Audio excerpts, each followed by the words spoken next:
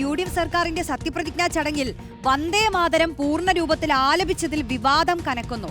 വന്ദേമാതരം മുഴുവനായി ആലപിച്ചതിൽ ആശങ്കയുണ്ടെന്നായിരുന്നു മുൻ മന്ത്രി PA മുഹമ്മദ് റിയാസ് വിമർശിച്ചത്.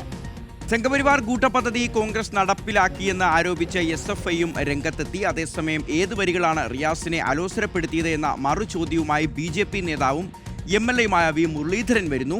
CPIM ഇക്കാര്യത്തിൽ നിലപാട് വ്യക്തമാക്കണമെന്നും മുരളീധരൻ ആവശ്യപ്പെട്ടു. നേരത്തെ ബംഗാൾ സർക്കാരിന്റെ സത്യപ്രതിജ്ഞാ ചടങ്ങിൽ വന്ദേമാതരം ഒഴിവാക്കിയപ്പോൾ തമിഴ്നാട് സർക്കാർ ചടങ്ങിൽ പൂർണ്ണരൂപത്തിൽ തന്നെ ഇത് ആലപിക്കുകയും ചെയ്തിരുന്നു. TV പ്രസാദാണ് നമുക്കൊപ്പം ചേരുന്നത്. Prasad, good morning. അപ്പോൾ സത്യപ്രതിജ്ഞാ ചടങ്ങിന്റെ ദിവസം തന്നെ രാഷ്ട്രീയ പോർമുഖം തുറക്കുകയാണ്. മൂന്ന് മുന്നണികളും കളത്തിലിറങ്ങുന്നു. പോരാട്ടവും തുടങ്ങിക്കഴിഞ്ഞു അല്ലേ?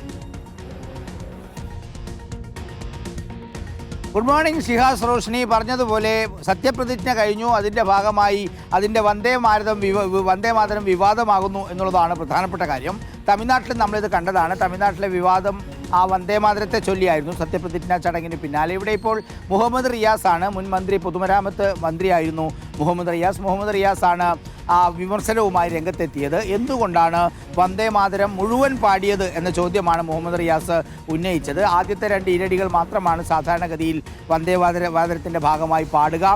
ഇത് മറ്റു തരത്തിലുള്ള ഒരു ആലോചനയുടെ ഭാഗമാണ് എന്നുള്ളതാണ് മുഹമ്മദ് റിയാസ് തൻ്റെ ഫേസ്ബുക്ക് പോസ്റ്റിലൂടെ വ്യക്തമാക്കിയിരിക്കുന്നത്. അതേസമയം SFIയും ഇതിനെതിരെ ശക്തമായി രംഗത്തെത്തിയിട്ടുണ്ട്. ഇത് സംഘപരിവാർ അജണ്ടയാണ് എന്നാണ് പ്രധാനമായും SFI ഉന്നയിക്കുന്ന മുദ്രാവാക്യം. ഇത് BJPയുടെ അജണ്ട കോൺഗ്രസ് സർക്കാർ നടപ്പിലാക്കുന്നു എന്ന നിലയിലായിരുന്നു SFIയുടെ വിമർശനം. അതേസമയം അതിൽ മറുപടിയായി BJPയുടെ മുൻ സംസ്ഥാന അധ്യക്ഷനും MLAയുമായ V മുരളീധരൻ രംഗത്തെത്തിയിട്ടുണ്ടായിരുന്നു. V മുരളീധരൻ പറഞ്ഞത് ഏത് വരികളാണ് അതിൽ പ്രശ്നം എന്നുള്ള കാര്യം വ്യക്തമാക്കണം. അതോടൊപ്പം തന്നെ CPIM ഇതിൽ നിലപാട് വ്യക്തമാക്കണം എന്നുള്ളതാണ്. നമുക്കറിയാവുന്നതുപോലെ നേരത്തെ സംസ്ഥാനത്തുണ്ടായിരുന്ന വലിയ വിവാദങ്ങൾ അത് മിക്കതും ഇത്തരത്തിലുള്ള RSS വൽക്കരണവുമായി ബന്ധപ്പെട്ടാണ് എന്ന് നമുക്കെല്ലാവർക്കും അറിയാം.